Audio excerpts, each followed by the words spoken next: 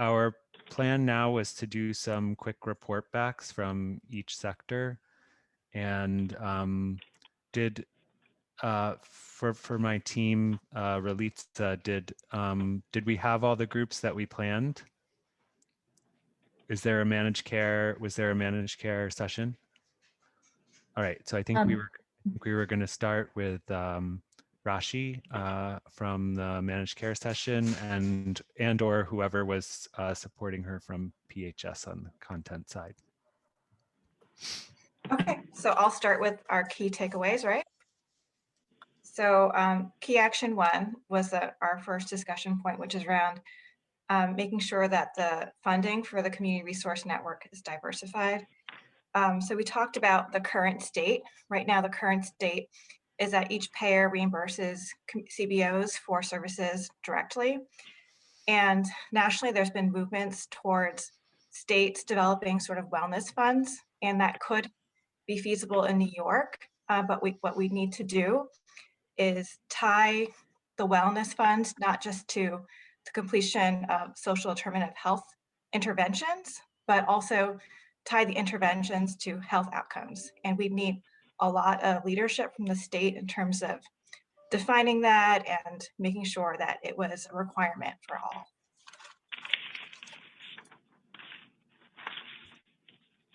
Do my team members have any questions or comments, anything to add?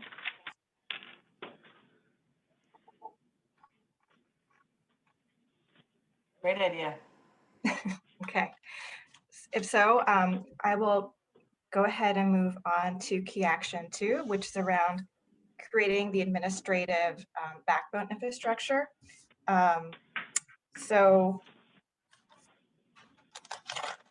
looking at my scribbles, everyone. We talked about the fact that the state right now.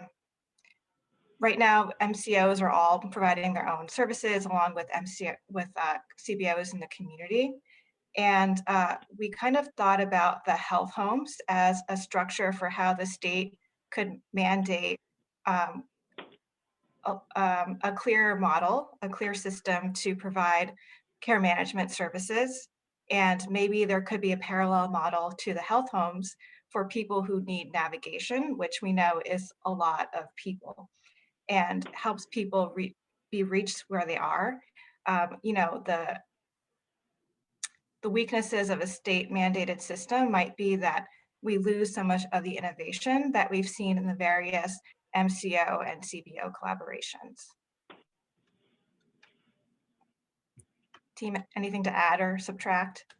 So we were saying that we don't want this to be like part of a health home, because some CBOs were kind of trapped in the health home model and couldn't readily do all the kinds of good work that they do, but this would be a parallel model, just to reinforce what Rashi said.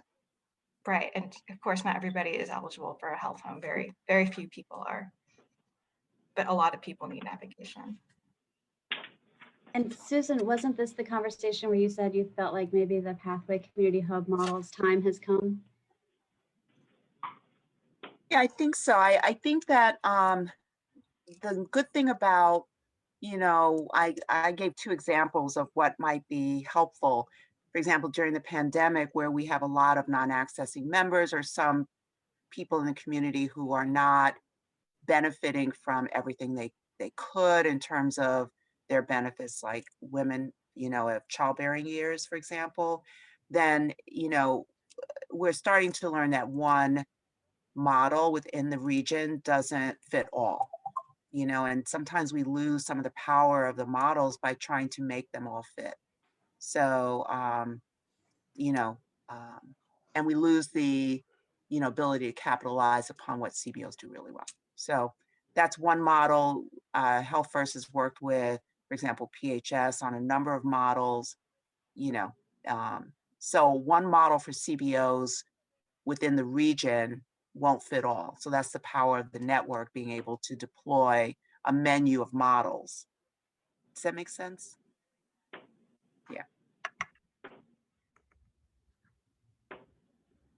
Okay, key action 3, which was systematically building local community engagement and participation into planning, design, implementation, and evaluation.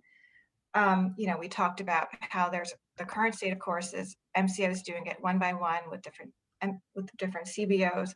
And we really saw the strengths of having a convener organization, such as PHS, doing much of that work, a different engagement strategy that is really really holistic and neighborhood-based, and preserves kind of the expertise that CBOs have in engaging folks and unifying it with what the requirements are of managed care organizations. Folks want to add anything?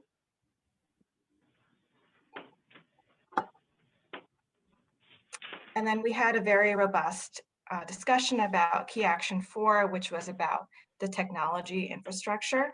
And we talked about kind of the lessons learned of MCOs and not mandating that every CBO uses the same system. We talked about an ideal state where there's a connector from the CBO system to kind of some uniform reporting requirements, where we decide what is the minimum necessary to provide meaningful evaluation information and also sufficient for payment.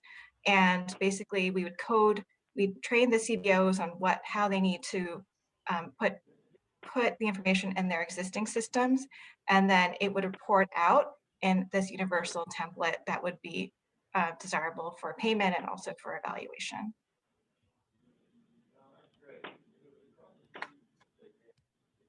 And I Awesome. think just to add on that point, we were acknowledging, just as we were moved back into the main room, that we are not really quite sure what the right balance is between documenting everything we do, because that facilitates payment, but it's not necessarily useful from an evaluation perspective, and then just documenting key aspects, key items that can be useful and are useful from an evaluation perspective, but actually would not really be sufficient to match with the cost of delivering services. And so we were recognizing that the trend has been towards a lot of documentations because that facilitates payments, but that's time consuming. It requires a lot of training. It has a greater potential for error, but there's probably a good balance to find there, but it's complex. So just one thing where our group could not really have recommendations, but was acknowledging this as a challenge.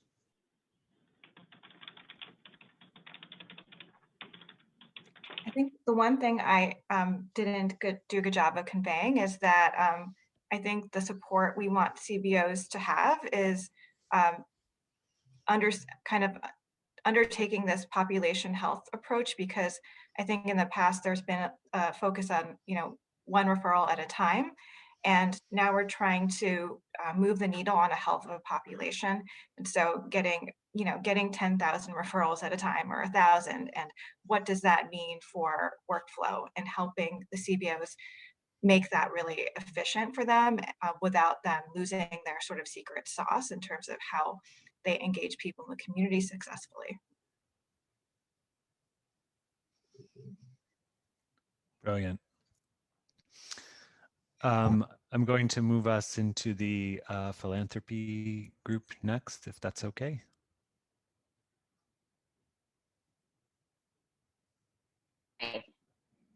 We had a great discussion, and I'll just click through kind of each action and some of the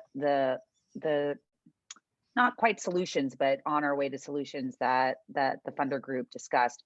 All my colleagues that were in that group, please jump in and add any points that I had missed. So on Key Action 1, I think our key takeaway is that we need to continue to fund CBO capacity and systems to partner successfully with healthcare and meet the business needs. This is, even though there might be a referral network or a desire to integrate services, the CBO capacity issue tends to be a major one and continues to be a barrier for successful CBO partnership and kind of impacts the power dynamic between social services and the healthcare sector.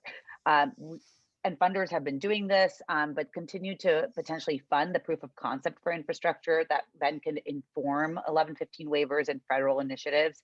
So while there has already been some movement in this in New York City, you know, I think really being able to take what we've seen and learn and inform policy development is important. And a really great idea to coordinate the funding sector in New York City to potentially create a more sustainable trust even that would help shift the power towards CBOs via funding. So that was kind of a new idea that came out. And finally, one activity that funders could potentially support is determining the scale of support needed to ensure CRNs are successful in both infrastructure development and service delivery. So kind of that assessment and early evaluation of what's needed, again, with the purpose of informing policy development, especially around the 1115 waiver. Key action number 2 around the administrative backbone.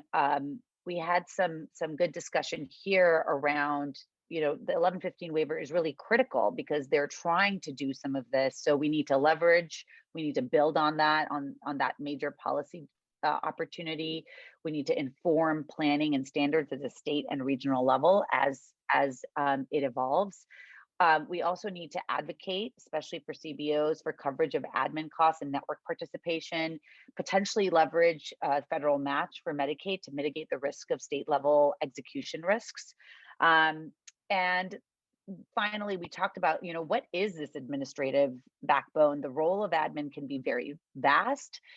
So we really need to define it. Is it just, you know, helping to set rates and execute on contracts, or are we actually doing some capacity building around training and data infrastructure and all of that? So it can get very big, very fast, and we do need to think about, you know, what that role really means.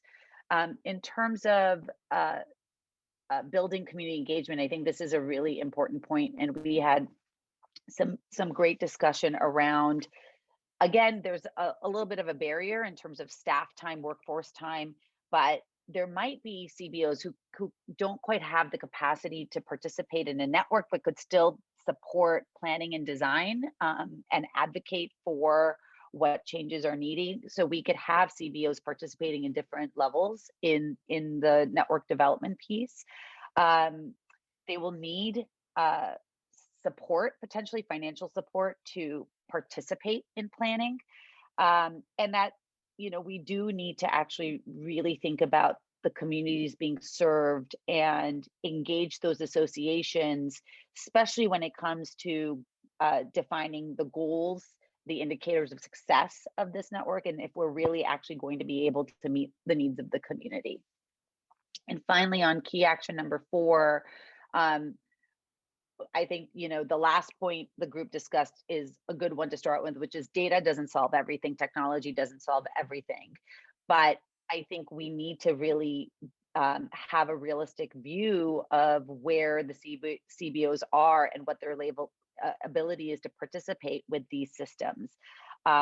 We felt strongly, I would say, that the state needs to dictate the standards a little bit and potentially be the integrator of the system, or at least set the standards and expectations for that.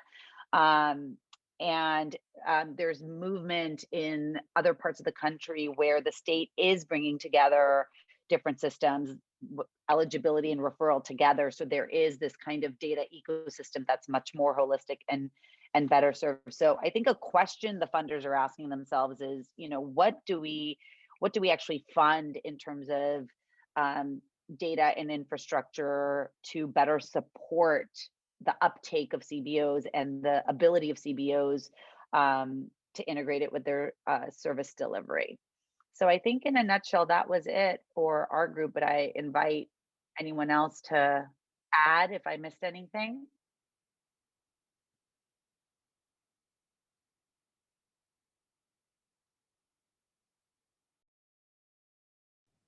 Great. That sounds like a really great group. I wish I had been in there.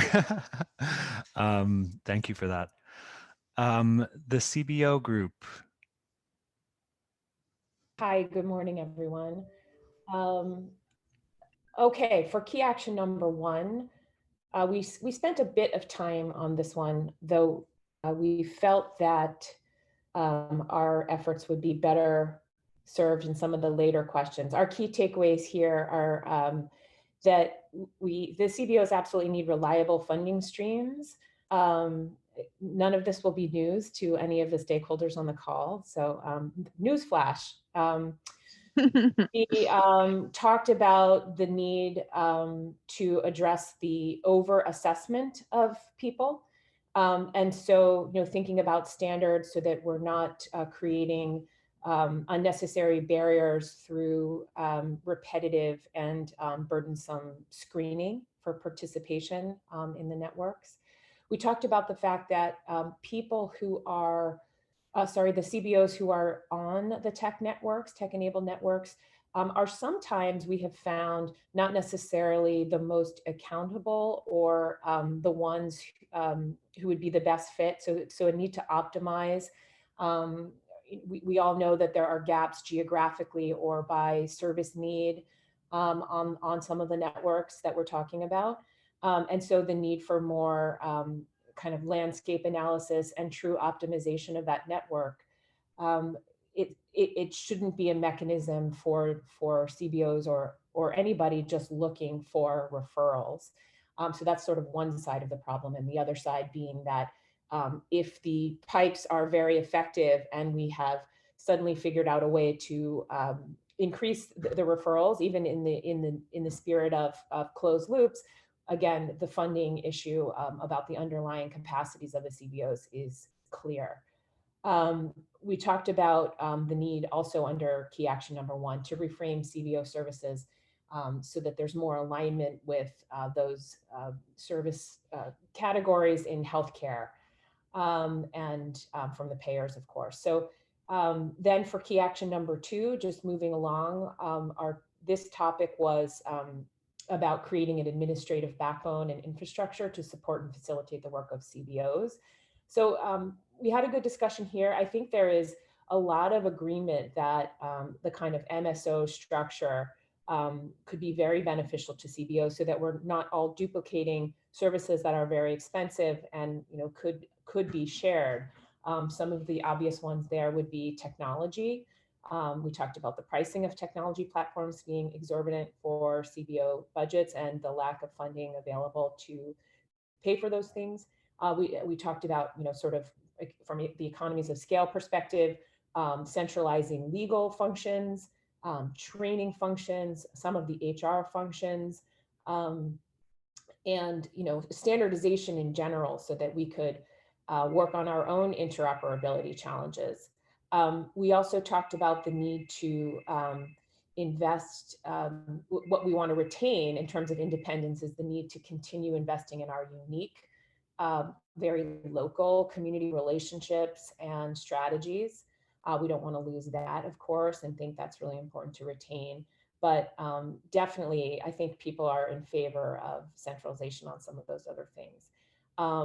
Moving on to, let's see, did I get all those key takeaways? Yes. So we talked about, in terms of the next one, how we engage community. So this is what we do. One of our members, who I think had to jump off, talked about this is the water we swim in. So, I think we tried to flip this question and be more sort of constructive or add value by thinking about how we can help our healthcare and payer partners integrate CBOs, and also getting even further down into being able to help and have representation from the people we are trying to serve, the intended beneficiaries. So there was a point made about the utility of having CBO representation on hospital sort of community advisory boards, and similarly, if MCOs had a mechanism that could be helpful for alignment of across these and within the various stakeholders.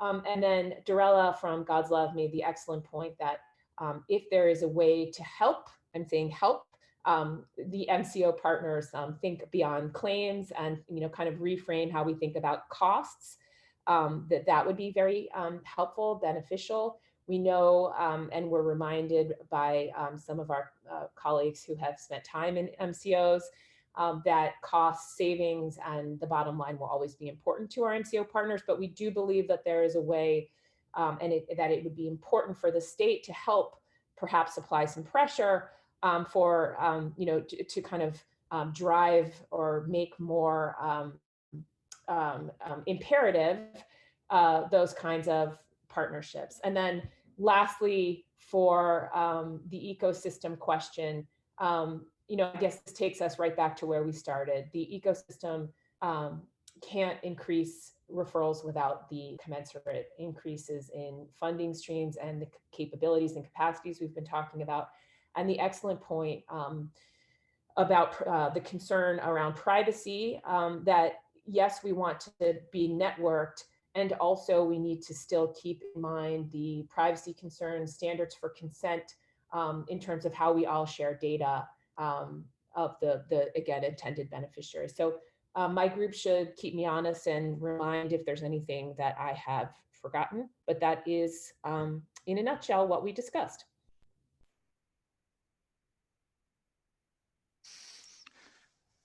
So a lot to cram into a small amount of time. Thank you very much. That was a really great, succinct, consolidated conversation. One thing that I thought of after we paused, which I think could be a very useful role for a network, is shared purchasing of things like texting and auto dialers, things like that,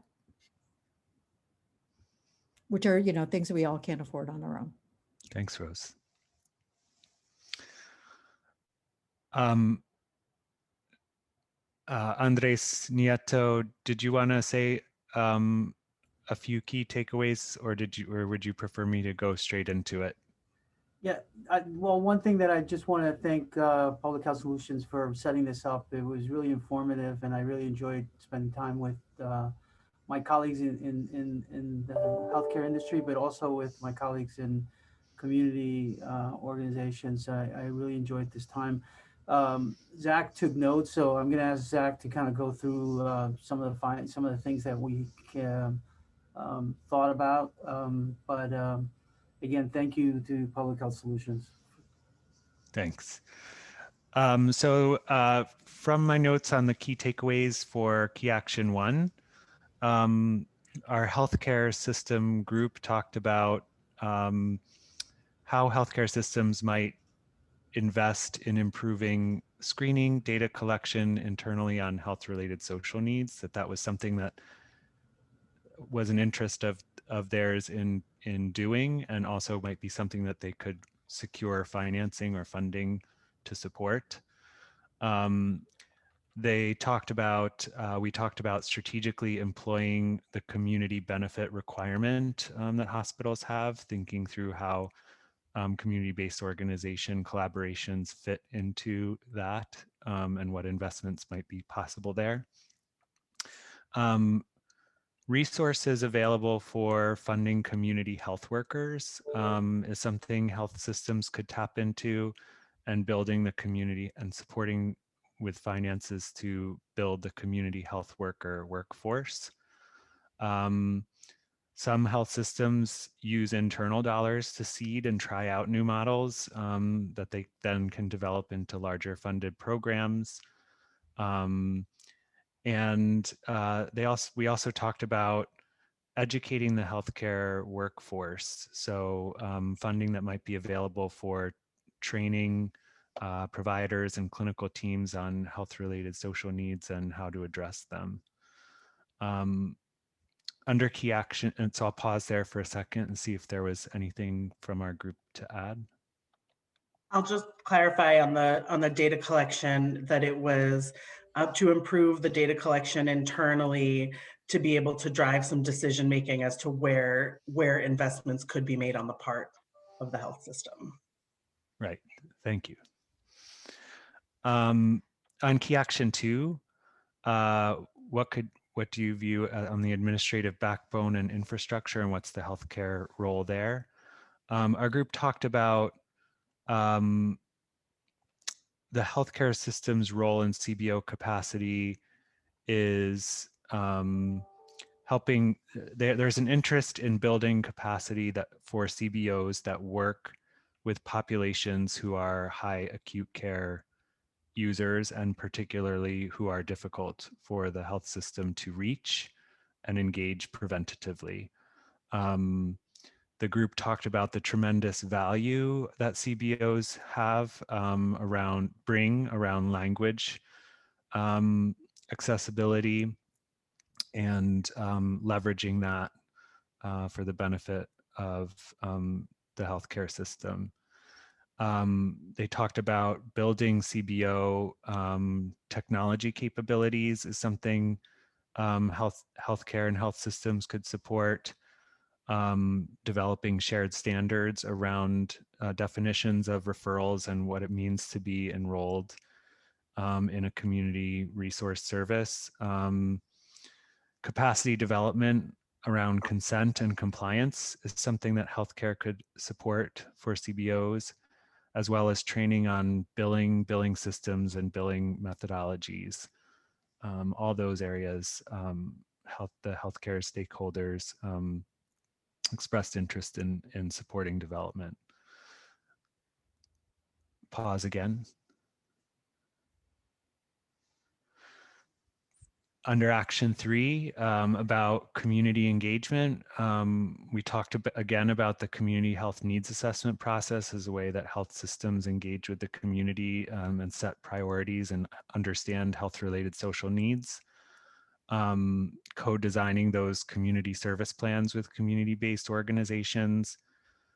We talked about leveraging the patient-provider relationship, the trusted relationships that patients do have in healthcare and how those can be leveraged for having communications about health-related social needs. We talked about the direct surveying or assessing of patients, the direct feedback loop, applying some of those CQI methodologies that health systems use with individual patients around this process of connecting to community resources. So those are ways in which they felt the healthcare sector could contribute to including the intended beneficiaries in the design of this. And then under key action 4, what could the health system do specifically about the technology ecosystem? The key takeaways were that health systems could take advantage of what's happening at the national level around standardization, do a risk-benefit analysis to assess what needs to be done now versus what can await better standards. So being really thoughtful and mindful about that. Thoughtfully consider and prioritize what integrations are done. Collectively advocate on HIPAA and other interoperability policy that facilitates collaboration, and come to agreement around screening tools and getting providers to code properly in order to lay the groundwork for the future. Any other comments from our group? One thing that I just want to point out, Zach, is because I think our CBO partners mentioned this, is, how do we use some of the, people power that the hospitals have, and I think that one of the ideas was having some of us in healthcare join some of the boards in the CBOs, and and I think that would be helpful to begin to have some of the people from the healthcare industry be more involved in understanding what the issues are and what the problems are, and with our CBO partners, we collaboratively work with them to find solutions. So I think that would be a great way for us in the healthcare industry to better understand the needs. Thank you. All right, I know we're only have 3 minutes left, so we completely understand if people have to leave because of their schedules, but we really want cover all the groups. So if we could get a report from the technology group, and I can't remember who is. So I'll hop leading. right in here, and I think we can Thank go you. pretty quick. I'm the moderator for the technology group, and we had a great group. We had representation from Find Help, Unite Us, and SMC Partners. For the key action for the takeaway for number one, how do we secure diversified, flexible, sustainable funding? Well, from our lens, what we can do is we can, when the 1115 waiver comes out and funds start getting distributed, we felt like as a group, we could advocate for prepayment dollars, because we feel like the service is impacted and you can't give great service if organizations are waiting for reimbursement. So we'll step up whenever we can on that. We also think you should partner, and we should all partner with MCOs to leverage any dollars possible to incentivize data exchange. Data exchange, when you incentivize data exchange at a facility or site level, that actually helps the covered and non-covered members and improves our population outcomes. For our key action 2, creating an administrative backbone and infrastructure to support, facilitate the community-based organizations. We felt like, first and foremost, technology companies need to work as collaborators, and we need to start with that shared lens model. When we do that, we think we could work together on a collaboration, and we could work on a coalition. And I think that the most important first initiative we could address is data sharing policies. We feel like no matter how great the technology is, if the gate's not open, we're not going to be able to push it through, and we're not going to be able to get it where it needs to go. And if that's successful, we could work together on other collaboratives. And it would be very important, in our opinion, to include the private sector into these collaboratives and not just the public agencies. Key action 3, building local community engagement models. So our group really thinks that we could use technology and analytics to determine what the healthcare continuum is for our most disadvantaged population. So we can use our technology to find out where the touches are really happening and where we need to reach out, where we need to put services, and where we need to have technology solutions. Sometimes money can be a motivator for change. So if we have a chance, we could try to guide funds where possible to use it as a incentive, to use it to incentivize technology adoption. And change behavior. We are experts in change management because that's what we do in technology. We monitor change through processes, but we could adopt that model when we're out in the field and try to just inspire change and increase the adoption of technology, because you can have the greatest technology in the world, but if people don't adopt it and they're not using it, it's not going to help. So we can do our part as well. And 4, our takeaways for employing regulatory models. So what can we do to advance a technology ecosystem that is interoperable? Well, we can start with a true health equity approach, and we can adopt standards whenever possible. There's so many standards out there. The Gravity Project is doing amazing work. There are other organizations out there, and anytime we can create a standard and use standard data, people are going to be able to get that data to another organization, move it around technology, and people can also understand what they have and use what they have. But we realize that we can't be rigid with our technology. We need to meet all of these organizations where they are. If they're not a FHIR organization yet, or if they can't use advanced technology, meet them where they are at first, and put our standards into creating a minimum viable data set. So focus our effort then on making sure we have a data set that meets the person care needs, but also meets the data needs. Because if we don't think about what data we need to measure outcomes or do reporting for delivery service reform, then we're not going to be able to be successful. So what's in that minimum viable data set that's going to measure our progress and show our outcomes, and also make sure that those data sets are meeting our person care. And we're right at 10:30.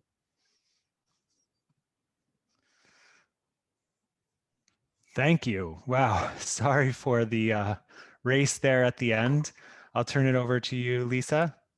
Yes, and I appreciate you all coming. I don't want to take too much advantage of your time, but we're starting to lose people. So we will follow up with that extra group the friendly group on the main session and share that back with you as well. I just want to thank all the facilitators and all of you for attending. I think this has been incredibly rich conversations, and when we pull them all together, it's going to really add to our roadmap. We're going to send you a link to today's recordings and the final roadmap for health equity in the coming weeks. And they'll also be updated to the PHS website. Your input has been so incredibly valuable. We want to continue to have an advisory group, and we'll be getting back to you to ask interest in continuing to work with us. And if you have any final thoughts based on hearing all these groups, please feel free to send them to me at lisadavid@healthsolutions.org. Hope you stay warm and safe. Hope you have a great weekend. And thank you to all for all of your thoughtful contributions, and to my team for pulling it together. Ciao.